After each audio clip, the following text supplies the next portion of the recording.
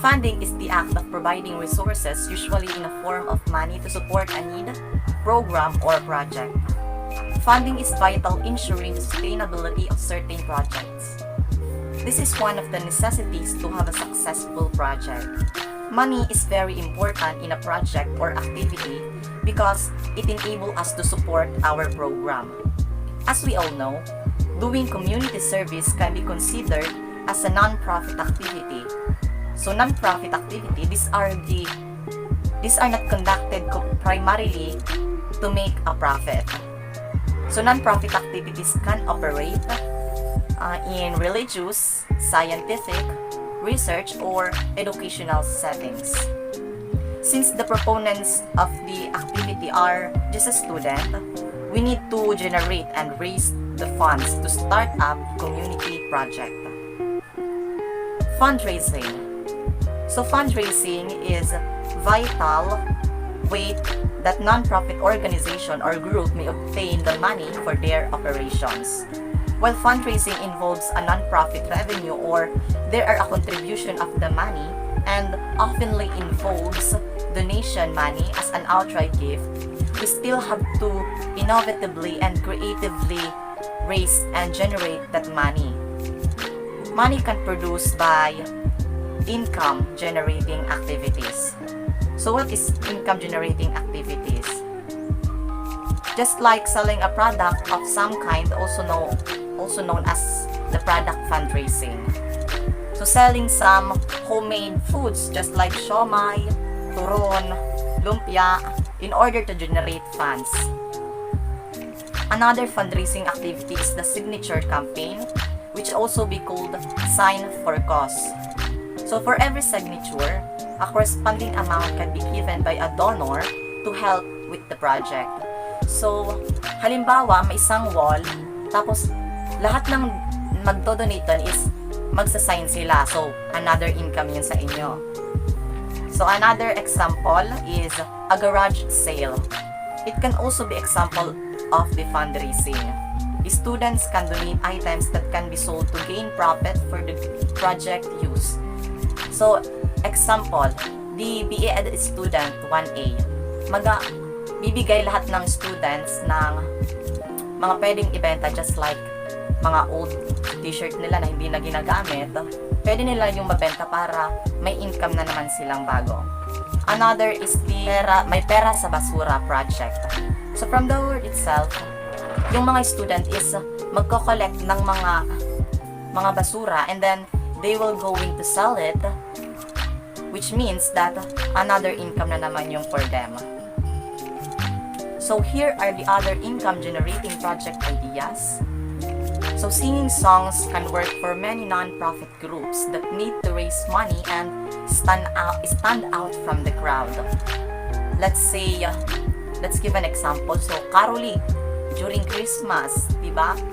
Gaya ng ginawa namin nung may project kami, community engagement din. So nagkarol kami and then yung natipon namin pera is ginamit namin siya as our income. Another is the flash mob charity. So this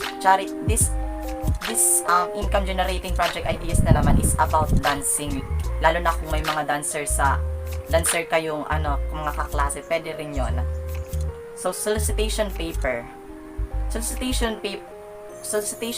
or letter is to be given to the local government's unit. So this involves seeking for assistance from the city government, either cash or in kind. So, nung nag-community engagement kami, gumawa kami ng solicitation letter. And then, we give it to the municipality, sa munisipyo, kay Mayor Sharon.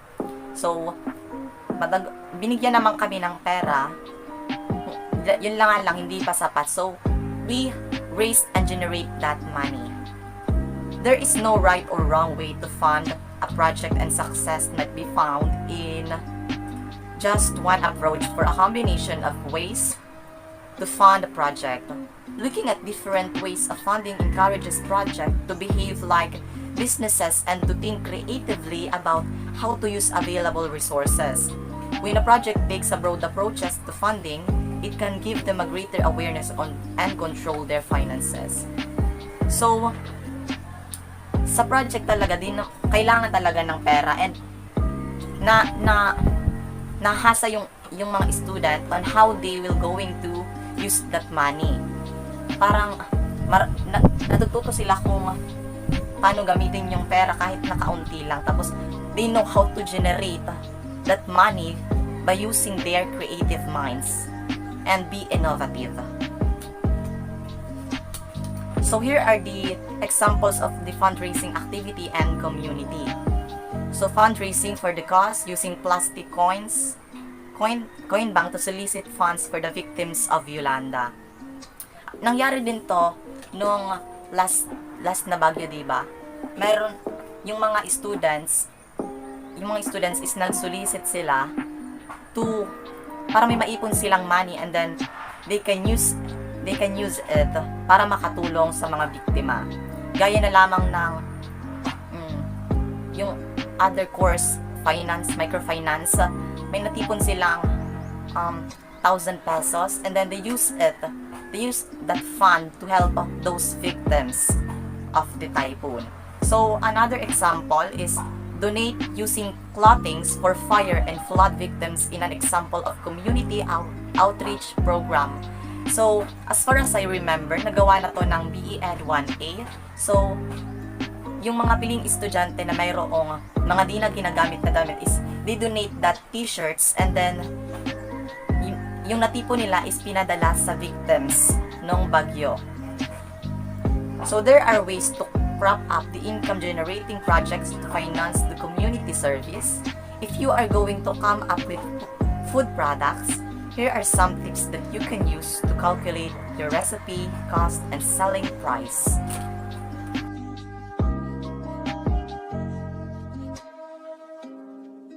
Hi everyone, I am Shamini Sophia.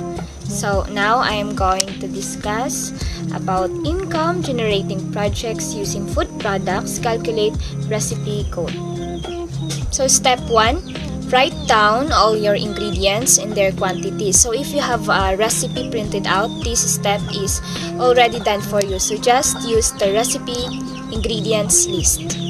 So step 2, fill in prices for ingredients that were used whole. So there are items that you will use in their total or as a whole in your recipe. Like for example, 1 potato. So you can just transfer the cost straight from the receipt.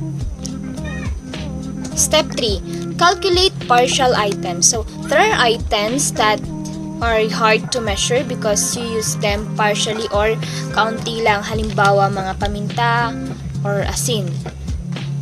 So you can weigh out the needed ingredients. So if you have a kitchen scale or the number of pieces that you will use for recipe, so less the amount price. Step 4, add it all together. So, pagsasama-samahin lahat ng mga presyo ng ingredients, then i-add natin. So, divide by the number of servings, then malalaman natin kung magkano ba ang presyo ng isang serving. So, here are some suggested food products na pwede natin ibenta for our project. So, this is very simple recipe. No bake recipe. So this is Oreo Graham cake recipe.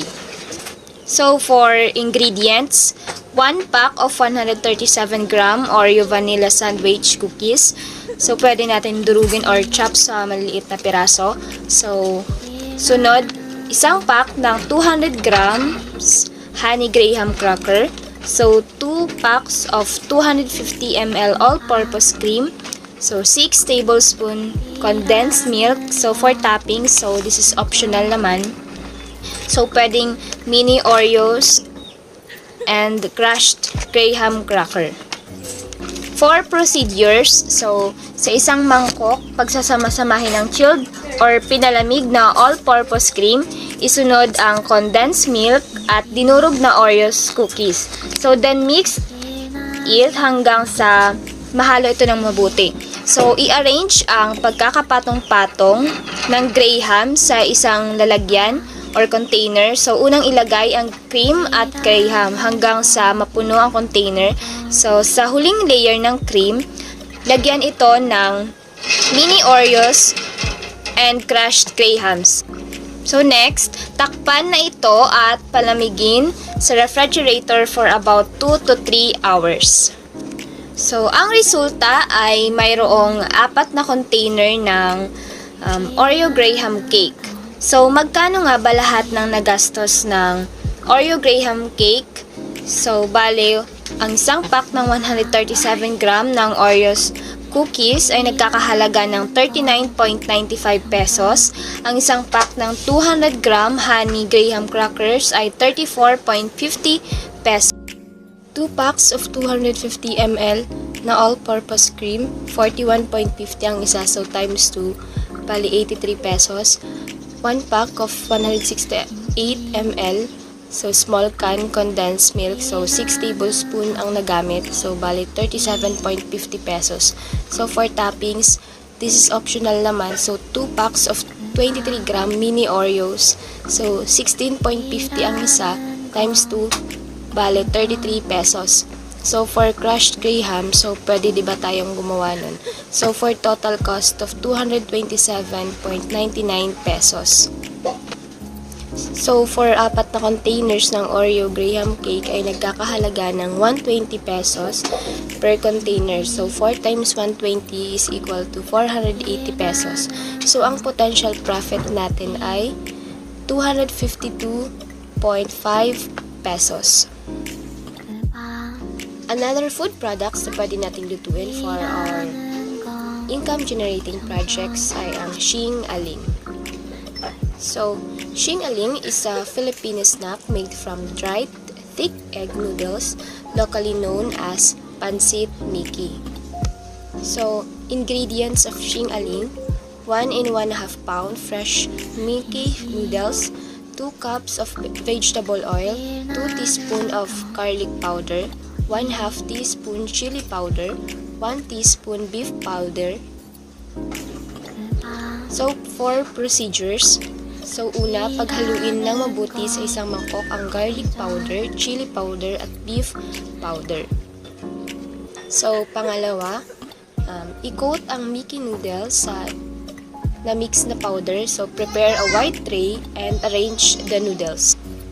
So, pang-apat, ipatuyo ang noodles from direct sunlight for almost 1 day.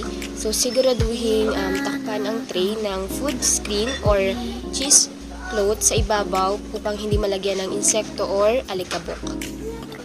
So, paano lutuin ang Shing Aling? So, initin ang mantika sa mababaw na kawali. So, prituhin ang dried noodles hanggang mag-golden brown ito.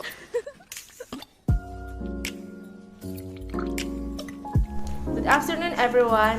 I'm Pauline and I'm going to teach you how to prepare Okoy balls, Rice Krispies street bars, no-bake, and no-bake brownie balls. First, we have Okoy balls. These are fritter balls with spiced vinegar.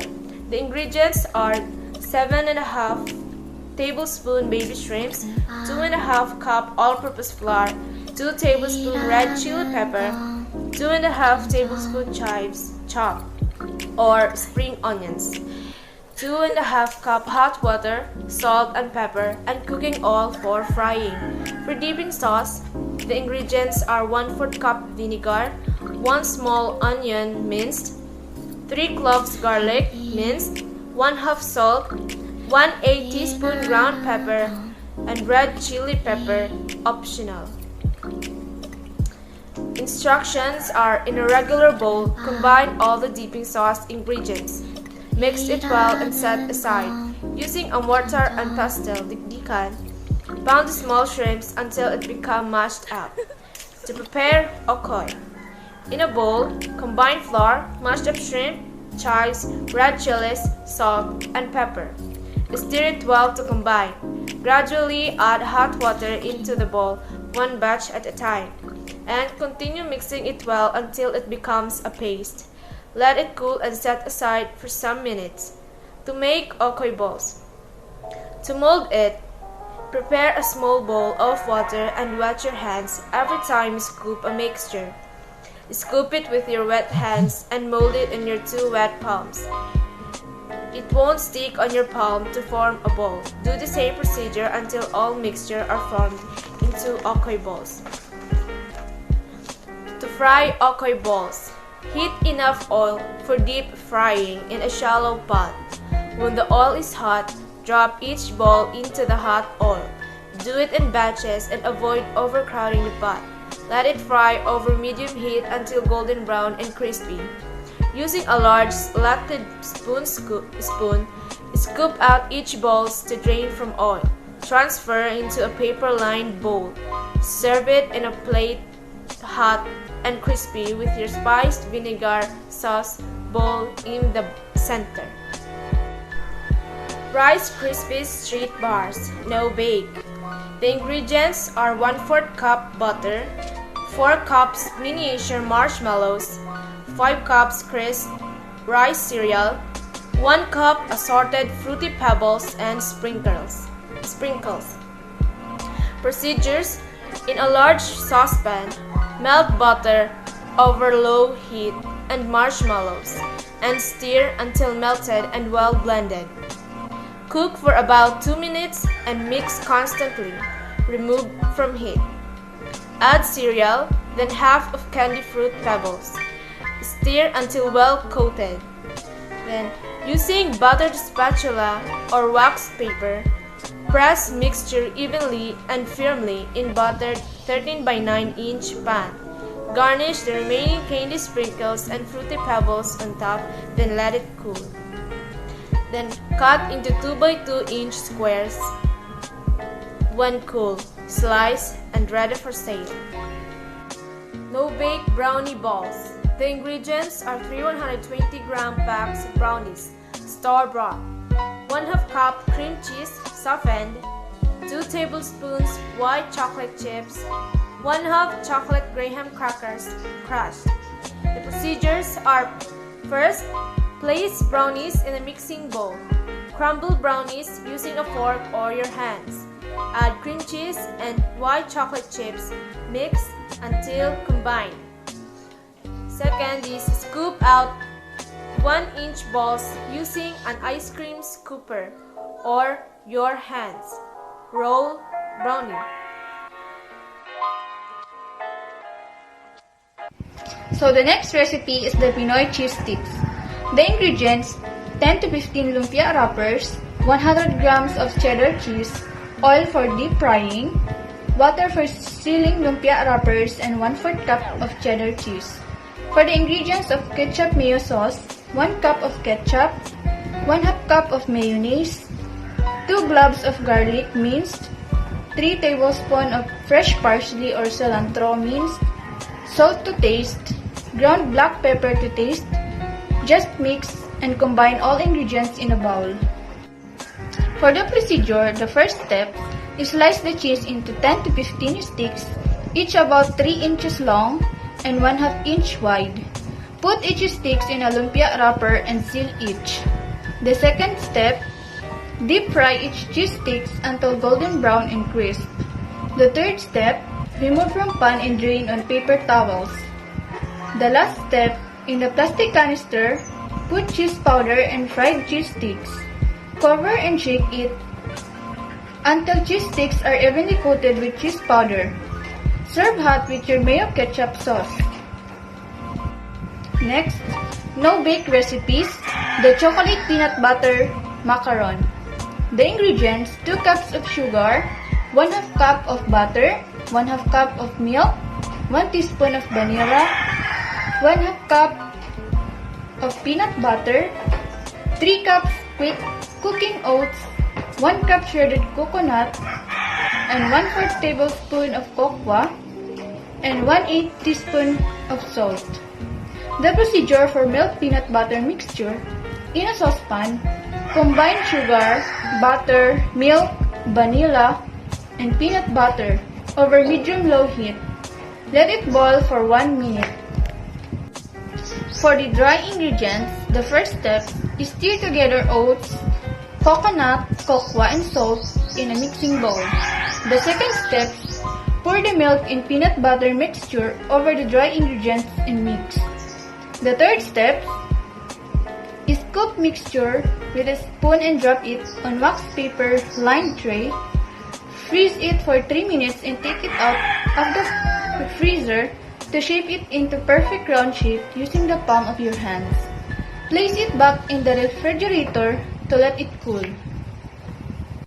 Next is the leche flan puto recipe.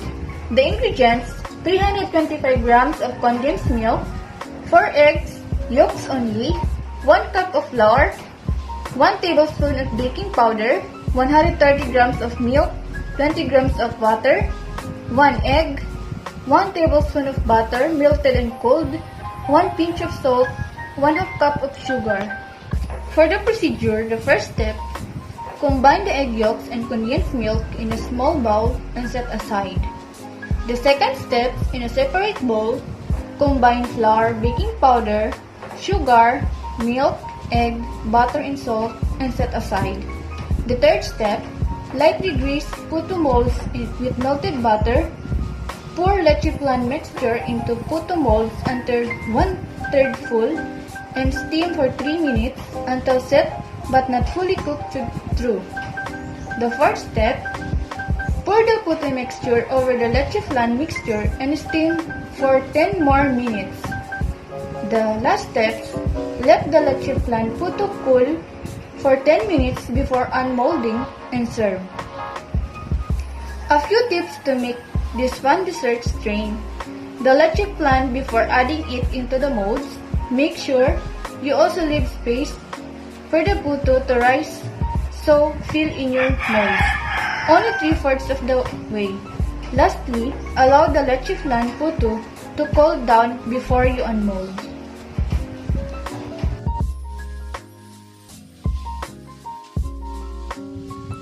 Hello everyone! By the way, I am Sheila F. Fertales. So, let's proceed to the another suggested food products that you can gain to sell income for your project.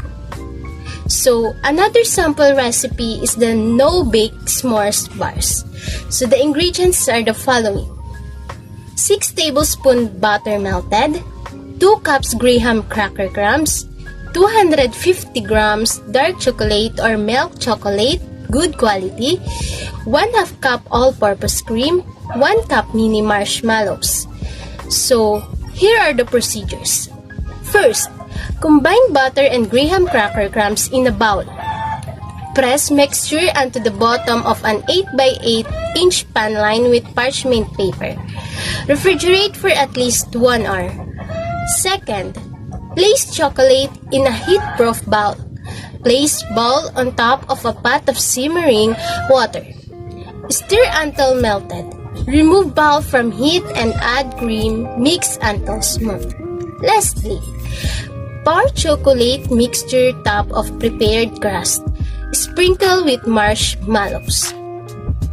Another sample is the no-bake peanut butter balls. Here are the ingredients: 1 cup powdered sugar, sifted, 1 cup Graham cracker crumbs, 1/2 cup butter melted, 1 cup peanut butter, 1/2 teaspoon salt, 16 small marshmallows, 1 to 180 gram dark chocolate buttons. Here are also the procedures. First, whisk powdered sugar and Graham cracker crumbs together in a large bowl. Set aside. Second, melt butter in a small saucepan over medium heat. Add and whisk in peanut butter and salt until smooth. Third, pour butter mixture over Graham cracker mixture. Using a spatula, stir until mixture looks like wet sand and keeps its shape when squeezed in your hands. Fourth, gather a tablespoonful of the Graham cracker mixture into your hand. Press a marshmallow into its center. Fifth, cover marshmallow with more Graham mixture. Using both hands, form into a ball. Place on a parchment-lined tray. Repeat with remaining mixture. Chill balls until cold. Sixth, Melt chocolate in a small bowl in the microwave for 30 seconds, then in 10-second intervals, stirring between each interval until melted. 7. Dip each chilled ball into chocolate using forks, then return to parchment. Repeat with remaining balls. Lastly, store in airtight containers. Make 6 to 2-inch balls. So, the project summary information.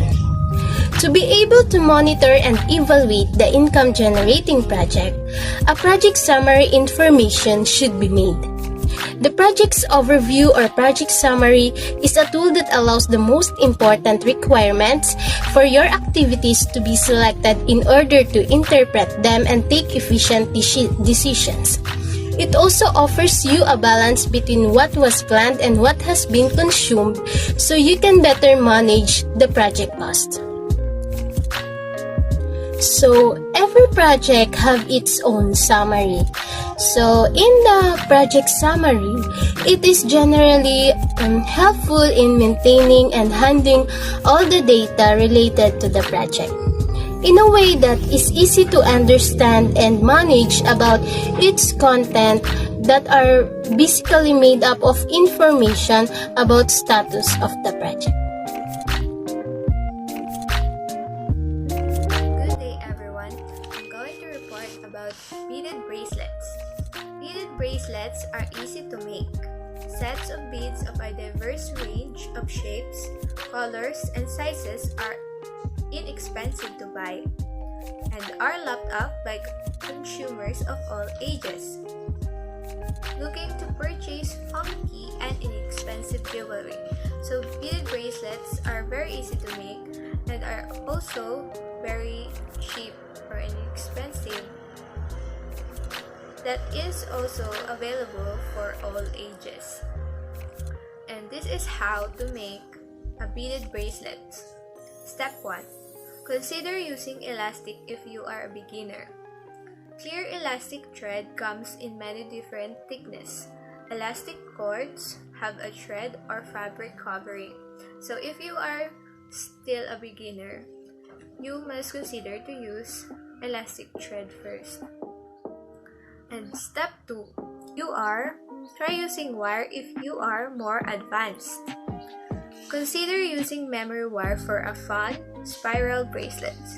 So, if you are used to make a beaded bracelet, you must also try to use wire, which will result for another style of bracelets, like for example the spiral bracelet.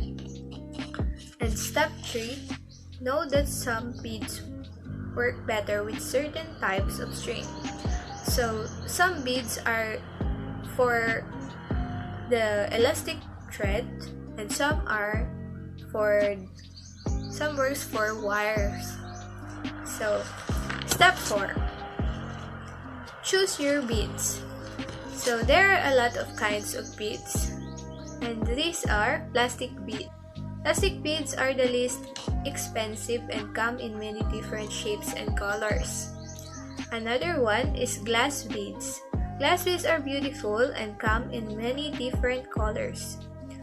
And third one, semi-precious stones tend to be more expensive than glass beads. And also, you can consider to use natural materials such as shell, wood, ivory, and corals. And step 5. Decide on a design before putting the beads on the elastic or wire. So, steps on how to make the design. Put the largest beads toward the center and the smallest beads towards the clasps. And second, alternate large beads with smaller spacer beads. Third, use a warm color, which are red, orange, yellow, or a cool color, which are green, blue, and purple color scheme. And Last, choose a bunch of beads that are all the same color, but in different sizes and shapes. And the last step, step 6, consider getting a bead tray. A bead tray is where you will put the beads so that you can separate them and you can choose what the next beads you can use for making and to avoid spreading. So these are the steps on how to make a beaded bracelet.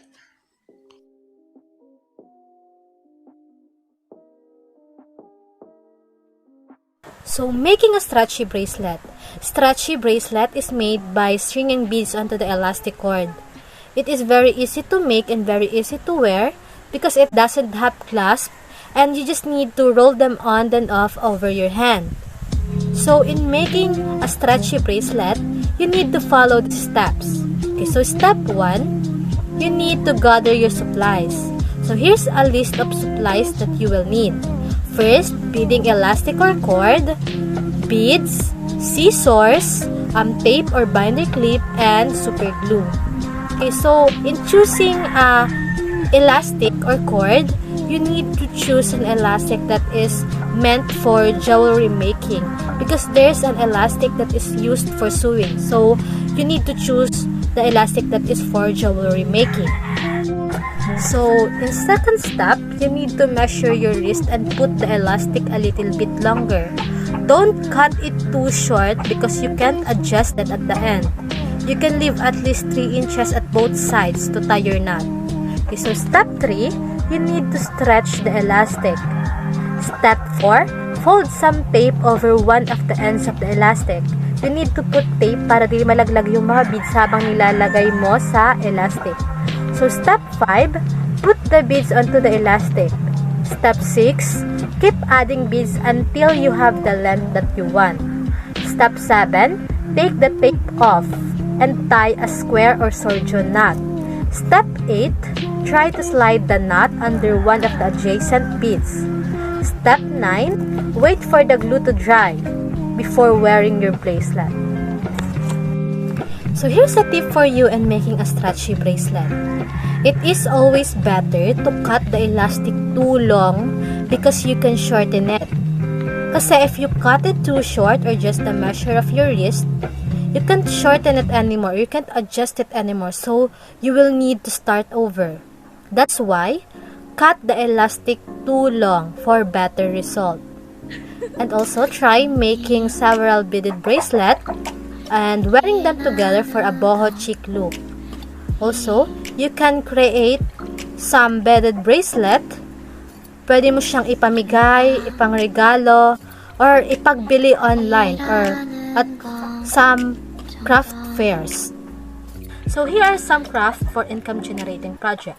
So let's start with mosaic picture frames. So mosaic picture frames are regular features on YouTube and some e-commerce sites. And also makikita din natin sila sa mga arts and craft stores.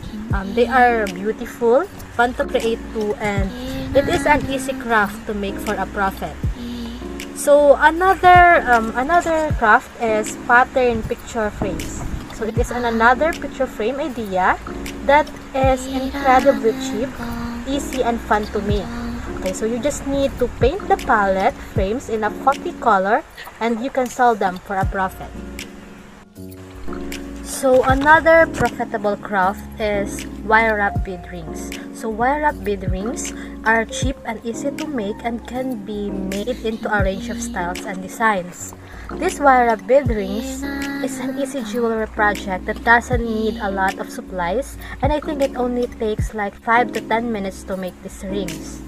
So another craft suggestion is making a pottery fruit bowls. So pottery fruit bowls have become a trendy features of modern homes, and it can be made with little more than clay. So without expense, pottery fruit bowls are a great craft to make and sell for profit.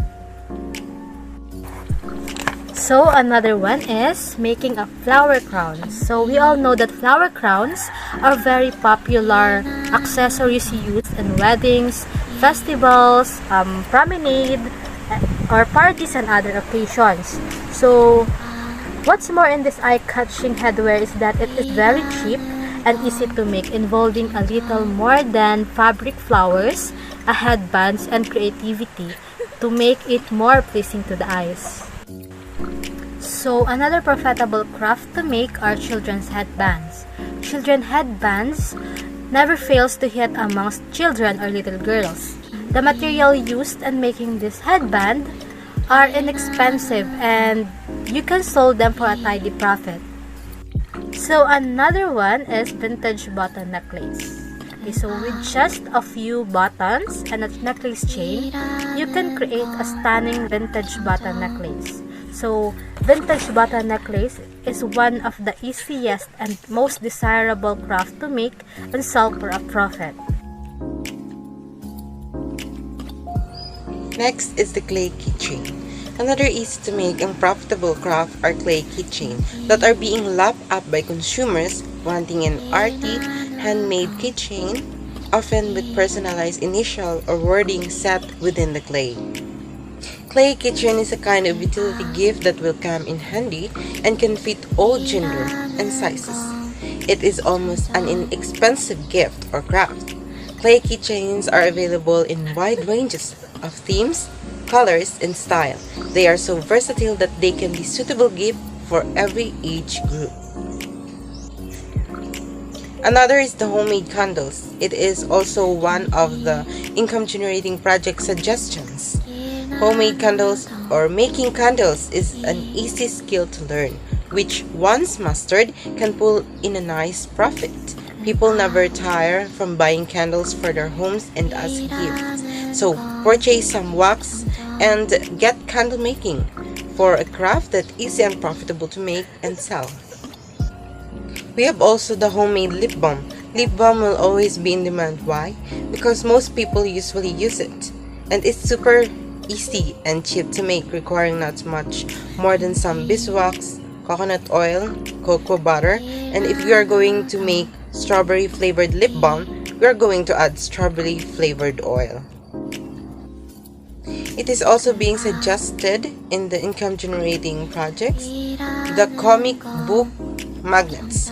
Comic book fans will simply adore funky and timeless comic books magnets, which can be made simply and sold for a nice profit.